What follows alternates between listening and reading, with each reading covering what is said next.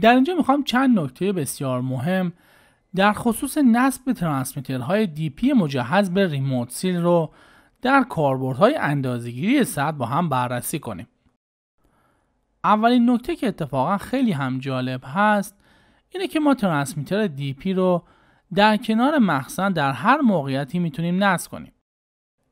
ترانسمیتر رو میشه پایینتر از تپینگ پایینی مخزن نصب کرد، میشه بین دو تپینگ نصب کرد و یا حتی از تپینگ بالای مخزن بالاتر اون رو نصب کرد. جالب اینجاست که در تمام این موقعیت‌های نصب رنج ترانسمیتر ما هیچ تغییری نمی‌کنه و در همه شرایط یکسان هست. یکی از مزیت‌های ترانسمیترهای مجهز به ریموت سیل هم دقیقاً همین تطابق با کاربردهای مختلف و قابلیت نصب اونها در شرایط متفاوت هست.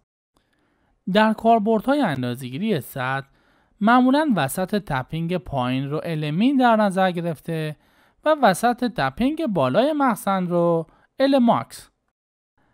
در این شرایط چه ترانسمیتر پایینتر از تپینگ و یا بین دو تپینگ نصب شده باشه میتونیم از این فرمول LRV و URV استفاده کنیم.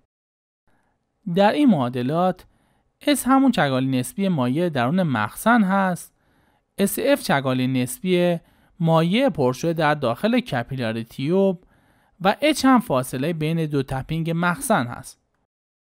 این موضوع برای برخی از تکنسین ها عجیب هست که چرا با تغییر موقعیت ترانسمیتر رنج اندازه‌گیری تغییری نمی‌کنه. به عنوان مثال در این ترانسمیتری که در بین دو تپینگ مخزن نصب شده، فشار هیدروستاتیک مایع درون کپیلاری طرف لو ترانسمیتر باعث ایجاد یک دلتا پی منفی شده و به دلیل بالاتر نصب شدن ترانسمیتر نسبت به تپینگ پایین مخزن، فشار هیدروستاتیک طرف های ترانسمیتر برخلاف فشار هیدروستاتیک مایع درون مخزن عمل کرده و در واقع دلتا پی رو منفی تر میکنه. با توجه به اینکه مایع درون هر دو ریموت سیل یکسان هست، میتونیم بگیم که فشار هیدروستاتیک منفی HSF همیشه برخلاف فشار هیدروستاتیک مایع مخزن عمل میکنه. اما برای ترانسمیتری که پایینتر از تپینگ پایینی مخزن نصب شده، فشار هیدروستاتیک کپیلاری تیوب های های و لو ترانسمیتر در فاصله تپینگ پایین مخزن تا ترانسمیتر یکدیگر را خنثی میکنند. پس در اینجا هم یک فشار دلتا پی منفی HSF که ناشی از مایع درون کپیلاری تیوب فاصله بین دو تپینگ مخزن هستش به ترانسمیتر اعمال میشه. همینطور که مشاهده کردید با جابجا کردن ترانسمیتر در کناره مخزن و بالا و پایین کردن اون، این اختلاف فشار منفی HSF تغییر نکرده و در همه شرایط وجود داره. با وجود تمام توضیحاتی که الان ارائه دادم، دو نکته بسیار مهم و دو شرایط خاص رو باید در نظر بگیرید.